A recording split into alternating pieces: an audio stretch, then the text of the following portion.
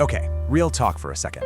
Did you know that feeding your highly active dog the exact same way you feed a regular house pet could actually be completely sabotaging their stamina? It's crazy, but it's totally true. Welcome to this special We Love Pets Explainer, where we're diving deep into the fascinating science of canine sports nutrition to help you perfectly fuel your furry best friend.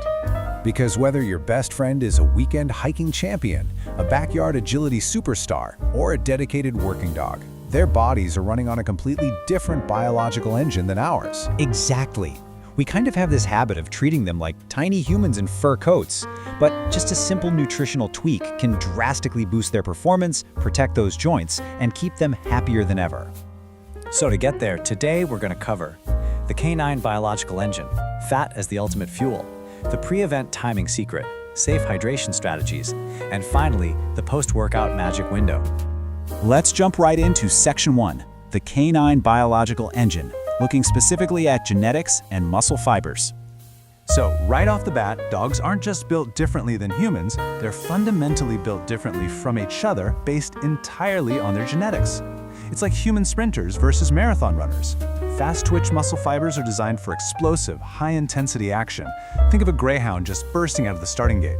Right, and on the flip side, we have slow twitch fibers. These are for low to moderate all-day endurance, like a foxhound or a herding dog working the fields for hours on end. You've got to recognize what your specific dog was bred to do. I mean, you wouldn't expect a powerlifter to go out and win a marathon, right? The exact same logic applies to our pups.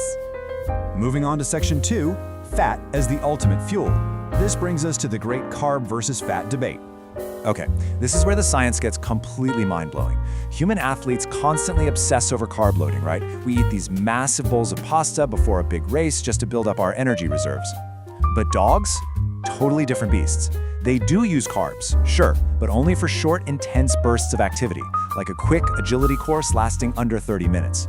But the moment their activity stretches beyond that half-hour mark, boom, they flip a biological switch. They stop relying on carbs entirely and become these ultimate fat-burning machines, relying almost completely on dietary fat to keep their engines roaring. And when we say fat-burning machines, we mean it. 10,000 calories. Right, to put that absolutely massive number into perspective, just imagine a sled dog running in freezing temperatures. Because their metabolism is so perfectly optimized for fat, they can literally burn up to an astonishing 10,000 calories in a single day. It's a massive energy expenditure that a carb-heavy human diet simply could never sustain. So, to support that insane energy burn, their diet needs to look drastically different from ours. For extreme canine athletes, up to 80% of their dietary energy needs to come from fat. It is literally their super fuel. Absolutely. And to round that whole shebang out, roughly 25% of their calories should come from high-quality protein, depending, on their exact caloric needs and the specific diet formulation. That protein is absolutely vital to help repair those hard-working muscles after a long day of play. Which brings us to Section 3, the pre-event timing secret.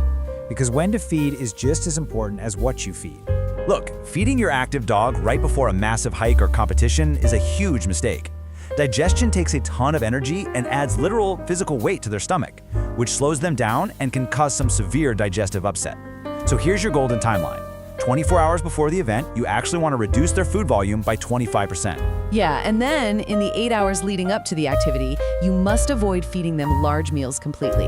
On the day of the event, an empty stomach equals maximum energy and, most importantly, ultimate safety. I know that might sound counterintuitive, but just think about how sluggish you feel after eating a massive Thanksgiving dinner. You want to nap on the couch, right? Not to go out for a 5-mile run. Exactly. Our dogs feel the exact same way. Keep their stomachs light before they work, and just save their main meals for well after they've completely cooled down. Let's shift gears to Section 4, safe hydration strategies, and specifically, the danger of water intoxication.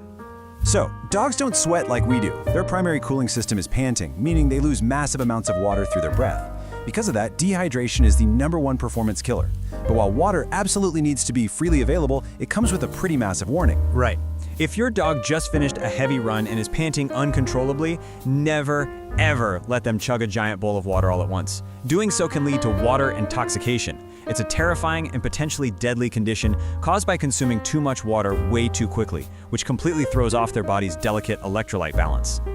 To keep them safe and hydrated, just follow these 3 simple steps. Step 1, let their breathing steady first before you even offer the bowl. Step 2, offer small, frequent amounts of water rather than one giant bucket. And step 3, if your dog is kind of picky on the road and refuses plain water, try baiting it with a little bit of low-sodium meat broth to encourage them to drink safely. Finally, we arrive at section 5, the post-workout magic window, where we'll talk power snacks and supplements. So, you might be wondering, do dogs need energy bars like humans do? Well, sometimes yeah, but timing is absolutely everything. There's this highly specific magic window that happens about 20 to 60 minutes after the exercise actually finishes. During this precise time frame, a dog's cells are completely primed and ready to absorb nutrients at maximum efficiency. So, what exactly should you be providing during this window?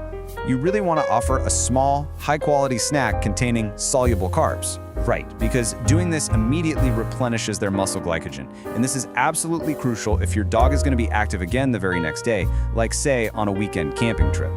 Giving them a targeted nutritional treat right after their cooldown repairs their muscles so they're totally ready to go again. And hey, the post-workout window is also the perfect time to give them omega-3 fatty acids. Omega-3s are scientifically proven to reduce inflammation and keep those joints perfectly lubricated. If you really want your canine athlete to have a long, pain-free career of fetching and hiking, managing that post-workout inflammation is definitely the key. Seriously, your active dog really is an incredible athlete. By mastering this unique biology, fueling them with fat instead of carbs, timing their meals correctly, and safely managing their hydration, you're literally setting them up for a life of healthy, joyful adventures.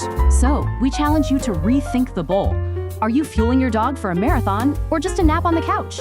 Thanks for joining our We Love Pets explainer. Keep those tails wagging and we'll see you next time.